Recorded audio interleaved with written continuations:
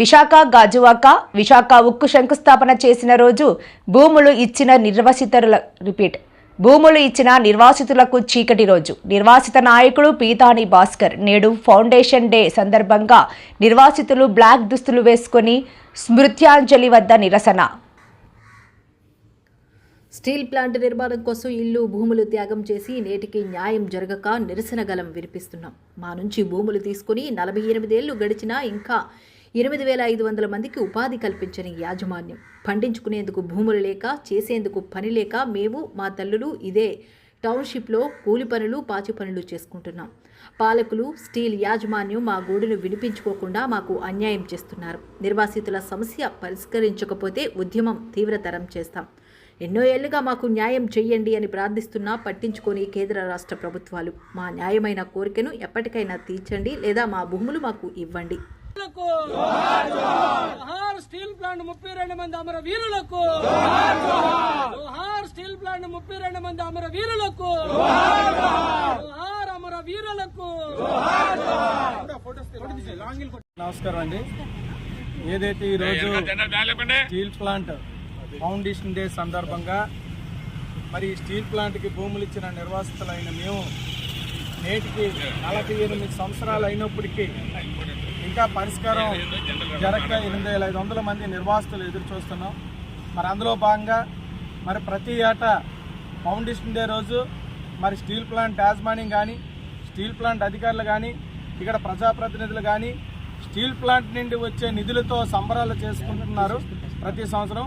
కానీ ఈ స్టీల్ ప్లాంట్కి భూములు ఇచ్చిన రైతులు మాత్రం మేము గత 8-10 సంవత్సరాలు పెట్టి మాకు బ్లాక్ డేగా మేము ప్రకటించుకొని మేము ఈ రోజున స్టీల్ ప్లాంట్ ఫౌండేషన్ డే రోజున మరి అలాగా నల్ల చొక్కాలు వేసుకొని బ్లాక్ డేగా మేము ప్రకటించడం జరుగుతుంది.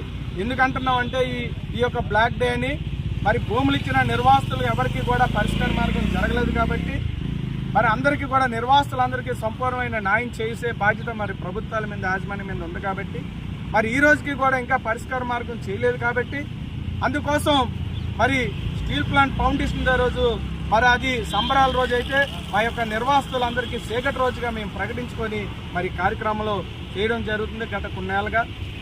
మరి ఇప్పటికైనా కేంద్ర రాష్ట్ర ప్రభుత్వాలు కానీ, యాజమాన్యం కానీ స్పందించకపోతే ఈ బ్లాక్ డేని మరి భవిష్యత్తులో ఈ స్టీల్ ప్లాంట్ మీద కానీ, ఈ ప్రజాప్రతినిధులు కానీ, రాజకీయ నాయక పార్టీల మీద కానీ తీసుకొచ్చే పరిస్థితి ఏర్పడుతుంది.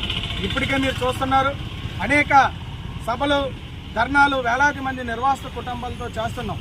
కానీ ఇప్పటికీ మరి రాష్ట్ర ప్రభుత్వం కానీ, కేంద్ర ప్రభుత్వం నుండి కానీ మాట్లాడకపోవడం చాలా దారుణం. ఇప్పటికైనా కేంద్ర రాష్ట్ర ప్రభుత్వాలు కానీ స్పందించి నిర్వాసితులపై ఎప్పటి నుండి ఉన్నటువంటి నిర్వాస సమస్యను కానీ పరిష్కరించకపోతే ఖచ్చితంగా దీన్ని పెద్ద ఎత్తున ఉద్యమంగా మార్చి తలవేస్తామని చెప్పి సందర్భంగా తెలియజేస్తూ ఈరోజు మేము ఫౌండేషన్ డే రోజు మా నిర్వాసితులందరూ కూడా చాలా చీకటి రోజు నిజంగా చెప్పాలంటే. భూములు ఇచ్చాం, ఇక్కడ ఫ్యాక్టరీ ఏర్పడింది, ఇక్కడ ఉన్న అధికారులు కానీ, ఉద్యోగస్తులు కానీ వాళ్ళందరూ కూడా సంతోషంగా ఉన్నారు. కానీ భూములు ఇచ్చిన నిర్వాసితులు ఈరోజు ఇదే ఫ్యాక్టరీలో మా తల్లులు మేము అందరూ పాస్ పనులు చేసుకుని బతుకుతున్నాం. అందుకోసం మేమేం చెప్తున్నాం అంటే ఇప్పటికైనా మమ్మల్ని అందరినీ గుర్తించి నిర్వాసితులందరికీ శాశ్వత పరిష్కారం చూడాలని, లేని పక్షంలో దీన్ని ప్రజా ఉద్యమంగా మార్చి నిర్వాసితులందరూ కూడా కుటుంబ సభ్యులతో దీన్ని పెద్ద ఎత్తున ఉద్యమంగా మార్చిన త్వరలోనే దీన్ని మేము ప్రకటిస్తామని చెప్పి సందర్భంగా తెలియజేస్తూ ఏదైతే ఫౌండేషన్ డే సందర్భంగా మేమందరం నిర్వాసితులందరినీ కూడా చీకటి రోజుగా గుర్తించి మేము ఈరోజు బ్లాక్ డే అనే కార్యక్రమం రూపొందించు, అలాగే ఈ ప్లాంట్కి 32 మంది ప్రాణత్యాగాలు చేశారు, వాళ్ళకి కూడా మేము శ్రద్ధాంజలి నివాళులు అర్పిస్తున్నాం. Thank you.